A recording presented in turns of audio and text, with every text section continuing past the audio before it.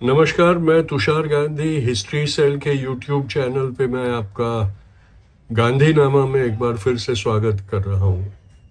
हम लोगों ने 13 एपिसोड सुन चुके हैं आप लोग, और 13 एपिसोडों में आपने दक्षिण अफ्रीका के इतिहास और उसमें बा और बापू के जीवन की कहानियाँ सुनी है। अब 14वां एपिसोड लेकर, गांधीनामा का 14वां एपिसोड लेकर मैं एक बार फिर से हाजिर हो रहा हूँ। पर 14वां एपिसोड शुरू करने से पहले आप सबसे वापस एक बार गुजारिश है कि आप हिस्ट्री सेल के यूट्यूब चैनल को सब्सक्राइब ज़रूर कीजिए। हिस्ट्री सेल जो सच्चा इतिहास है वो आप तक लाने की कोशिश कर रहा है। उसमें उसे आपके सहकार्य की बहुत ज़रूरत है, और अगर आप सब्सक्राइब करेंगे तो उनकी हौसला अफजाई भी होगी और सहायता भी होगी ऐसे कार्यक्रम और सच्चे इतिहास की बातें आप तक लाने के लिए। तो गांधीनामा का 14वां एपिसोड शुरू करने से पहले एक बार फिर से हाथ जोड़ के आपसे विनंती है कि हिस्ट्री सेल के यूट्यूब चैनल को सब्सक्राइब करिए और मेरे साथ गांधीनामा के सफर की अगली कड़ी एपिसोड 14। दक्षिण अफ्रीका का सत्याग्रह चरम सीमा पर था। गिरफ्तारियां हो रही थी, सत्याग्रह चल रहा था, नए नए कानून लाए जा रहे थे। दक्षिण अफ्रीका में भारतीय वंश के लोगों को परेशान करने की कोशिश, प्रताड़ित करने की कोशिश काफी हो रही थी। उसका असर भारत में भी हो रहा था। भारत की कॉलोनियल सरकार की जो वाइसरॉय की लेजिस्लेटिव काउंसिल थी, उसमें 1911 की जनवरी 3 को एक प्रस्ताव पारित किया गया जिसमें यह फैसला किया गया कि अब के बाद गिरमिटिया कामगारों को दक्षिण अफ्रीका नहीं भेजा जाएगा। जो एग्रीमेंट वाले, जिसको इंडेंचर्ड लेबर कहते थे, जो गुलामी का एक नया स्वरूप अंग्रेजों ने खोज निकाला था, क्योंकि गुलामी बदनाम हो चुकी थी और वो नहीं चाहते थे कि वो गुलामी चला रहे हैं, कर रहे हैं, किसी एक वंश को गुलाम बना रहे हैं, ये दुनिया को एहसास ना हो। इसके लिए उन्होंने एक ये इंडेंचर्ड लेबर वाला एक नुस्खा आजमाया था।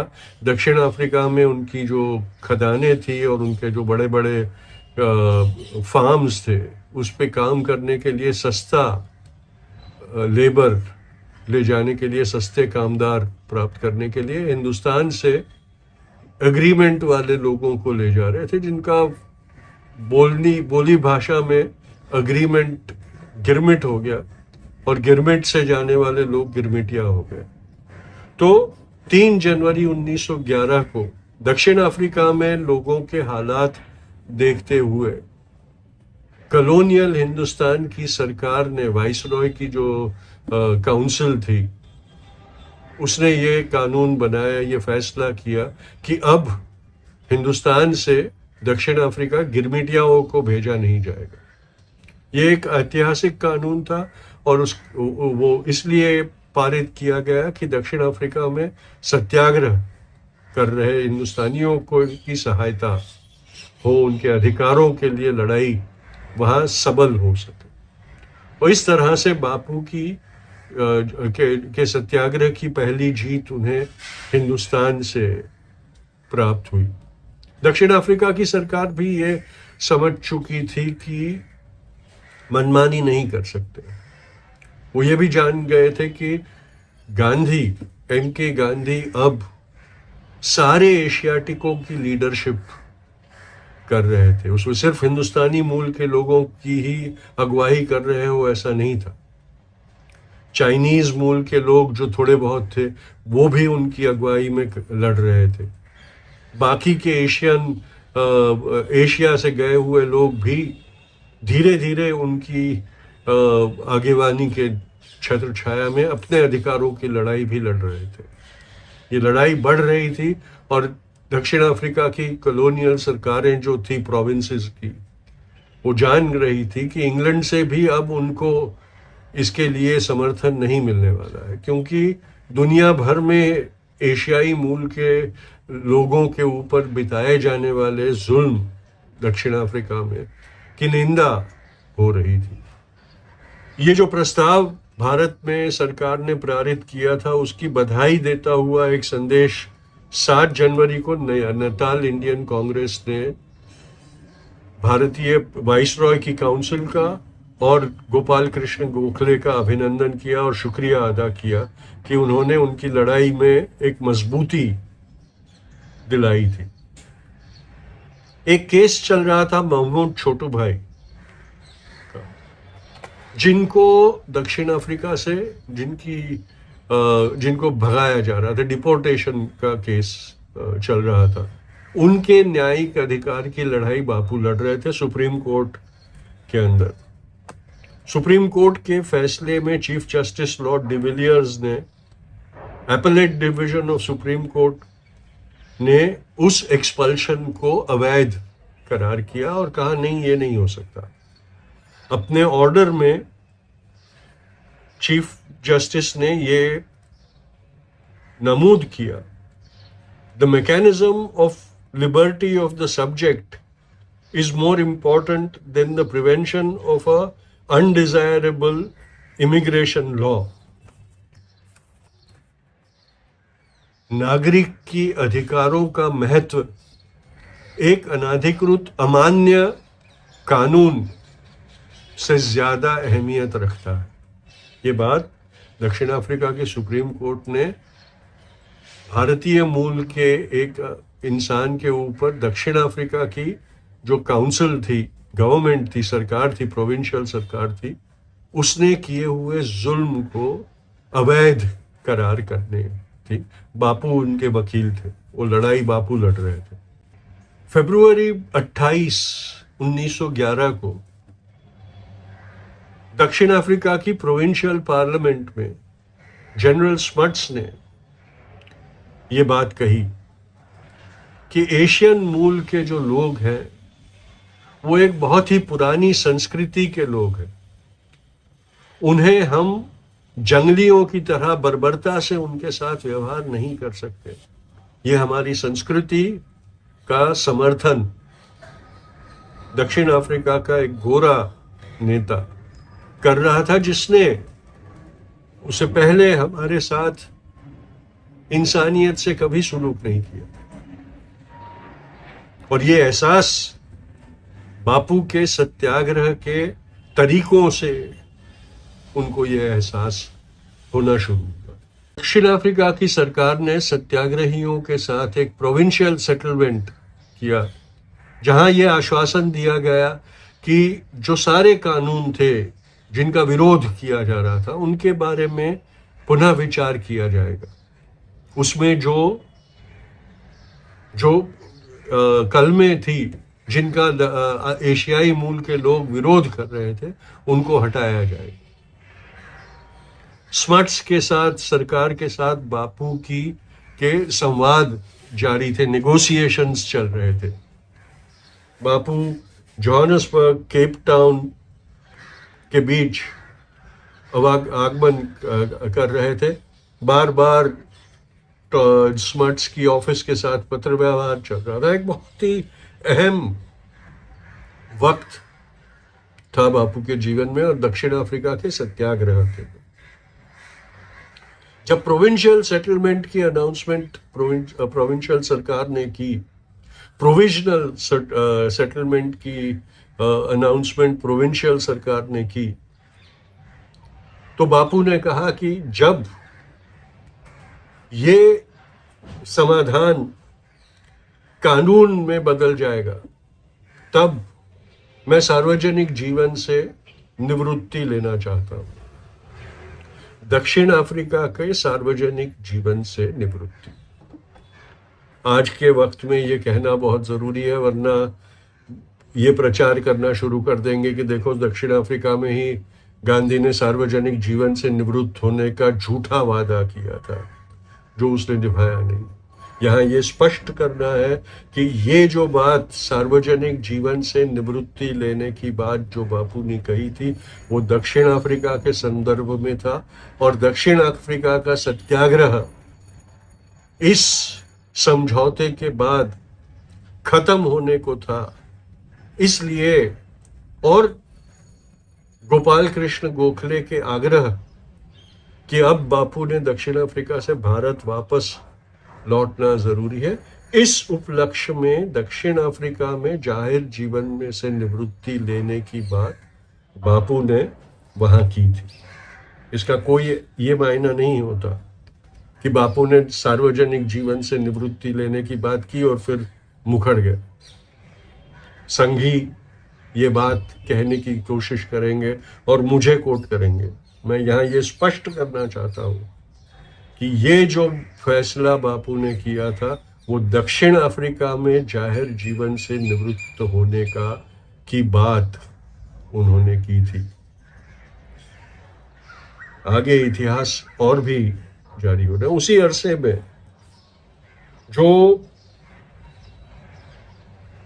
छोटू भाई का केस के बेटे का केस बापू ने लड़ा था सुप्रीम कोर्ट में, और जिसके एक्सपल्शन को सुप्रीम कोर्ट ने रोक दिया था, उसके बाप ने बापू को उनकी वकालत की 300 पाउंड फीस भेजी।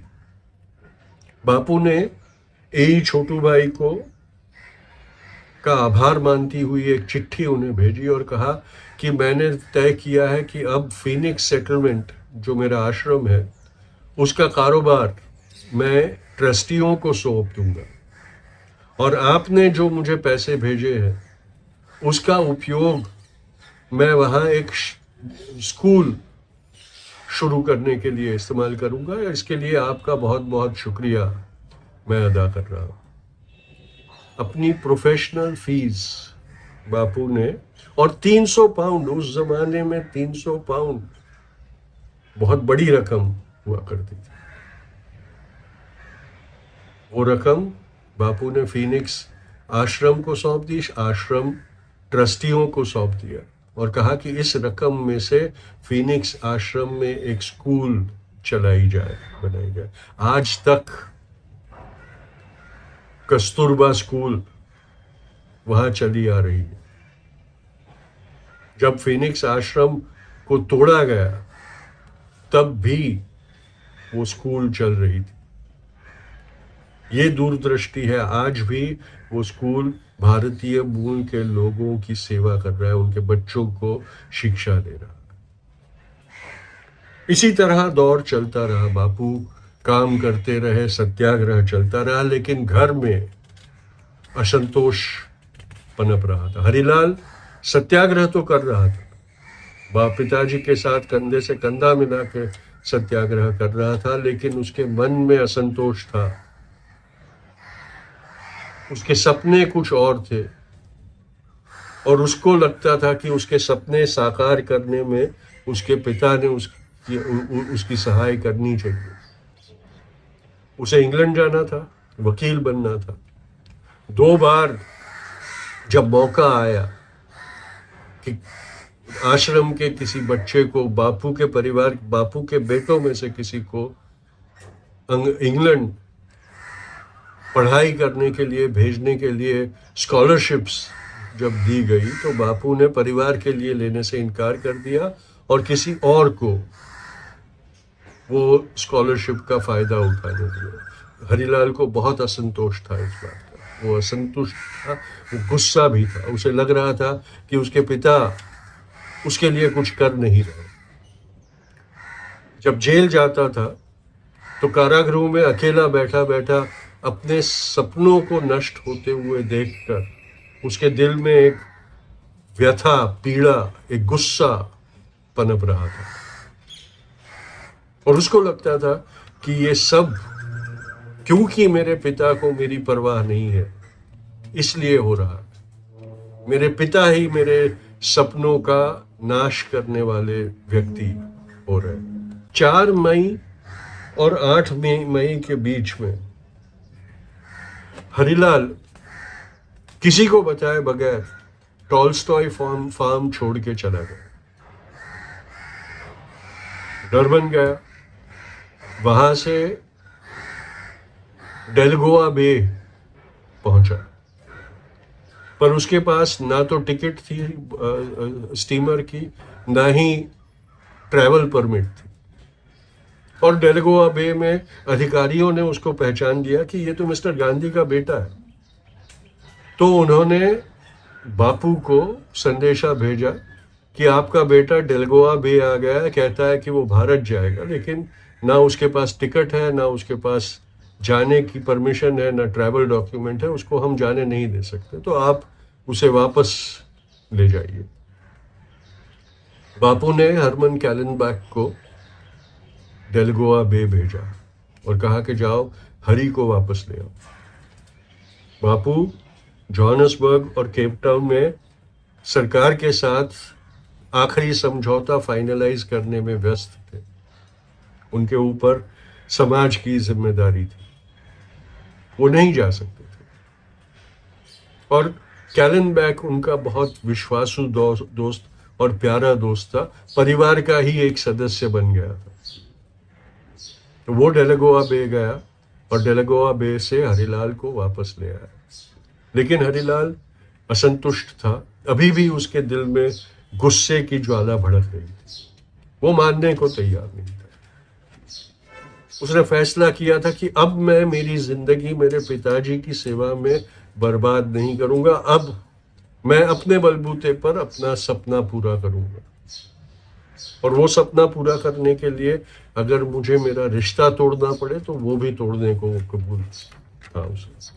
मां की पीड़ा अनेरी थी।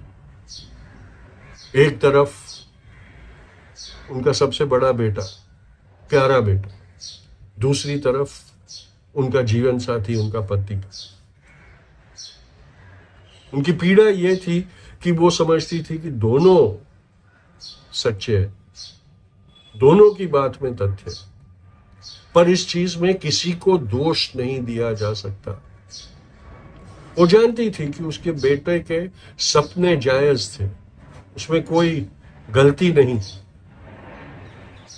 पर वो ये भी जानती थी कि उसके पति के ऊपर समाज की, पूरे समाज की जिम्मेदारी थी, और इसलिए कहीं ना कहीं परिवार के साथ अन्याय होना लाजमी था।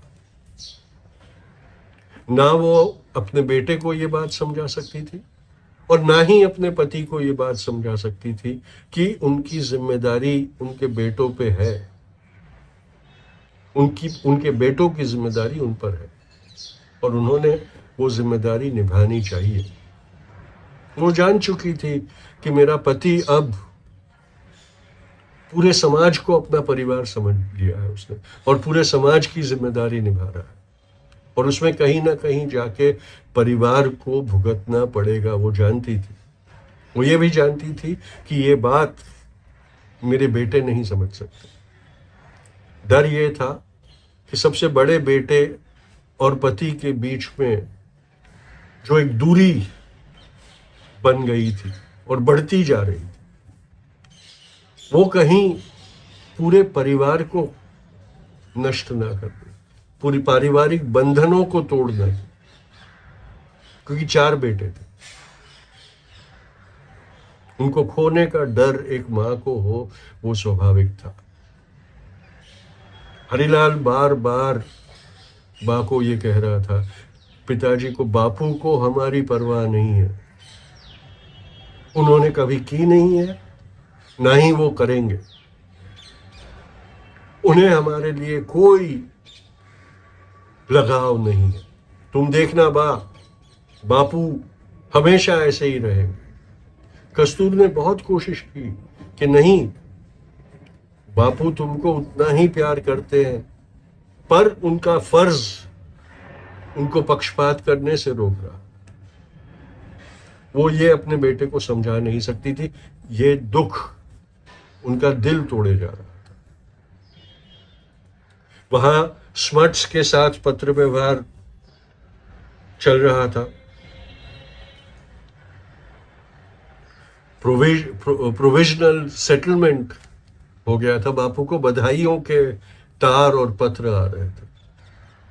इंग्लैंड में प्राणजीवन मेहता थे, जिन्होंने बापू जब वकालत की पढ़ाई करने गए थे तब बापू के लोकल गार्डियन का रोल अदा किया, जिन्होंने बापू को यह भी कहा था कि तुम्हारे बेटों को पढ़ाने के लिए स्कॉलरशिप मैं दे दूंगा, उनको लंदन भेजो। बापू ने अपने भतीजे को वहां भेजा था, जिसको वो अपना उत्तराधिकारी बनाना चाहते। इसके बाद दो बार ये हुआ कि अपने बेटों के बनिस्बत किसी और को बापू ने पढ़ने के लिए भेज दिया। प्राणजीवन मेहता ने जब बापू को खत लिखा कि अब क्या, प्राणजीवन मेहता, डॉक्टर प्राणजीवन मेहता वो थे जिन्होंने गोखले को दक्षिण अफ्रीका आके बापू से मिलने को कहा था, और बापू को एक महात्मा का संबोधन भी प्राणजीवन मेहता ने किया था। प्राणजीवन मेहता ने जब बापू को खत लिखा और कहा कि अब मुझे लगता है कि दक्षिण अफ्रीका में तुम्हारा काम खत्म हुआ, अब भारत जाने का सोचो, तो बापू ने प्राणजीवन मेहता को खत लिखा और उनसे गुजारिश की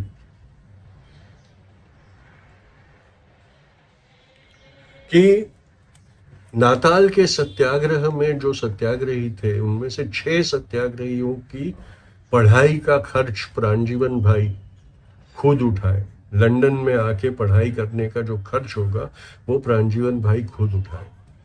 साथ साथ उन्होंने प्राणजीवन भाई को ये भी कहा कि मैं अब वकालत की प्रैक्टिस छोड़ने का निर्णय ले रहा हूं, अब मुझे वकील की प्रैक्टिस नहीं करनी, समाज सेवा करूंगा और आश्रम का सादा जीवन जीऊंगा मैं। ये फैसला बापू के जो इवोल्यूशन हो रहा था व्यक्तिगत, उसका एक और कदम हमको दिखा रहा था। आगे चलते बापू ने क्या क्या कुर्बानियां दी, इनकी बातें तो हम करेंगे, लेकिन उन कुर्बानियों का असर ये हुआ कि बापू और उनके सबसे बड़े बेटे के बीच इतना बड़ा फासला हो गया कि वो खाई कभी मिट ना सकी। हरिलाल बहुत खफा था। 17 और 18 मई की रात को बाप बेटे में झगड़ा हुआ, पूरी रात झगड़ा चलता रहा। हरिलाल बापू पे तोहमत लगा रहा था कि उन्होंने बेटों के तरफ एक बाप का फर्ज नहीं निभाया, बेटों को के सपनों को पूरा करने के लिए जो एक बाप की जिम्मेदारी होती है वो नहीं निभाई। बापू हरिलाल को समझा रहे थे कि हमारा जीवन अब यही है, हमें लोगों की, हमारे समाज की, हमारे लोगों की लड़ाई, अधिकारों की लड़ाई लड़नी है, और इसी तरह से हम लड़ सकते हैं। तुमने, वो अपने बेटे को कहते रहे, तुमने इतनी शानदारी से इस सत्याग्रह की अगुवाई की है, तुम मेरे असली उत्तराधिकारी हो, तुम्हें इस मृगजल के पीछे भागने की जरूरत नहीं है। ये शराब है, तथ्य नहीं है। ये जो तुमको सपना लग रहा है वो शराब है, मृगजल है, मिराज है। समय व्यर्थ होगा, शक्ति क्षीण होती जाएगी और कुछ प्राप्त नहीं होगा। हमारा असली मकसद, हमारा असली उद्देश्य, हमारे जीवन का असली उद्देश्य आश्रम में से सत्याग्रह की लड़ाई लड़ना और समाज की सेवा करना है। उसके लिए तुम्हें विदेश जाकर पढ़ाई करने की जरूरत नहीं है। हरिलाल ये मानने को तैयार नहीं था। आखिर सुबह हुई।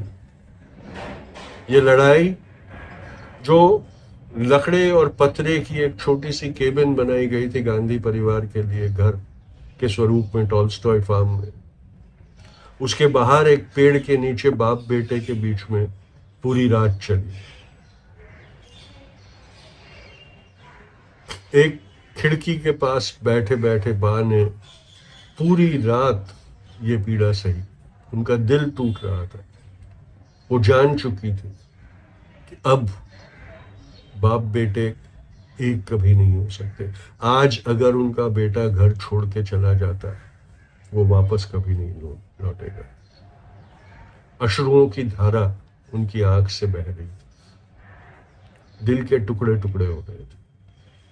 सुबह बापू ने बा को कहा, हरी वापस जा रहा है, घर छोड़ के जा रहा है। वो हिंदुस्तान जाएगा, अपने परिवार के साथ रहेगा और अपने सपनों को साकार करने की कोशिश करेगा। शायद वो वापस आए, शायद फिर कभी ना वापस आए। हरी बा के पास आया,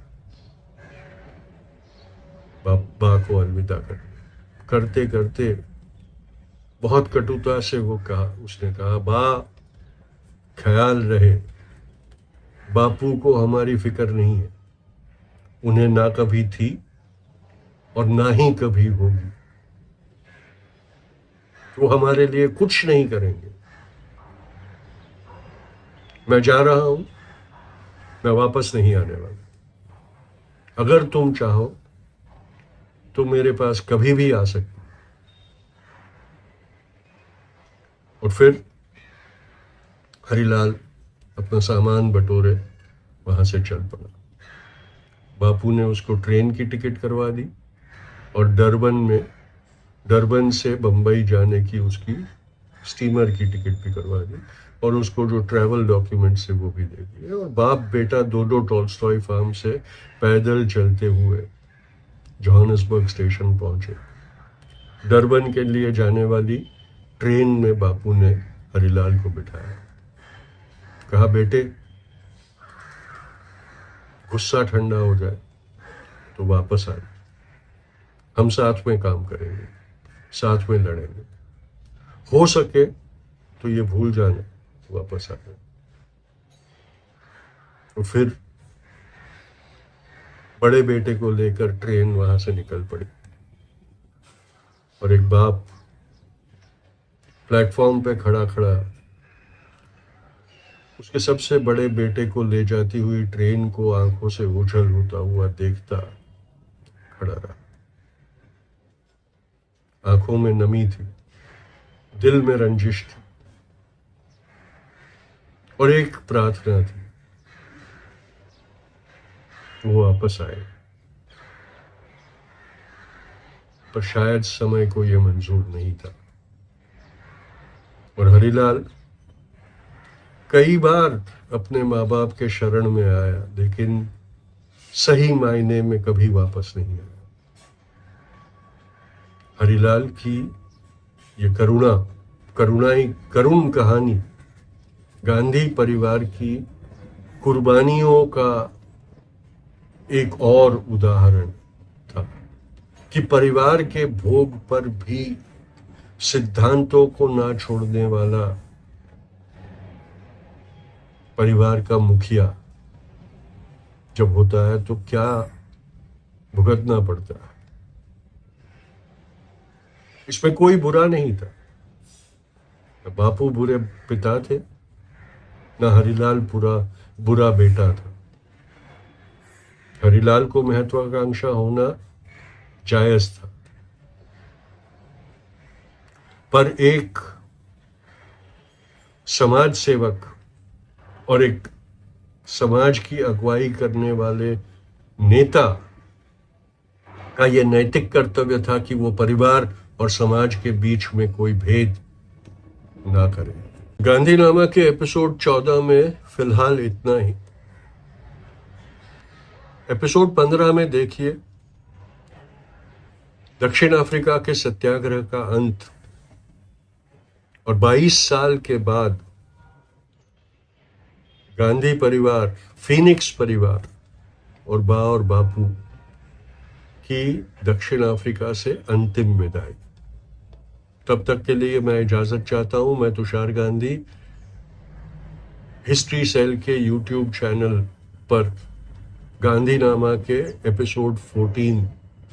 एपिसोड 14 के साथ। अगली बार एपिसोड 15 लेके वापस हाजिर होऊंगा। तब तक के लिए इजाजत, अलविदा।